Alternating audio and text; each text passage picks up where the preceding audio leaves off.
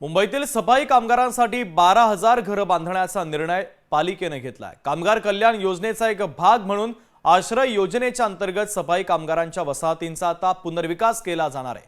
कामगारांना वाढीव क्षेत्रफळाची म्हणजेच 300 चौरस फुटांची घरं उपलब्ध करून देण्यात येणार आहे। आतापर्यंत 5,592 घरं देण्यात आली असून वर्षभरात 12,000 घरं बांधण्यात येणार आहे। आतापर्यंत या योजनेचं काम 25% पूर्ण झालंय।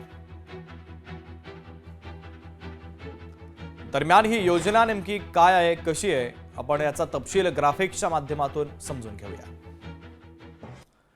आश्रय योजनेच्या अंतर्गत सफाई कामगारांना घरं दिली जातील। पालिकेमध्ये सद्यस्थितीत 27,992 कर्मचारी आहेत। आतापर्यंत 5,592 कामगारांना घरं देण्यात आली। कामगारांच्या 46 पैकी 30 वसाहतींचा पुनर्विकासही करण्यात येतो।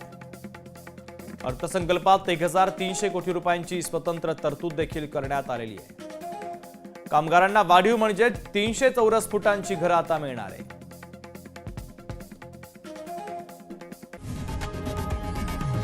लोकशाही मराठी ऐका, पहा, जागरूक रहा।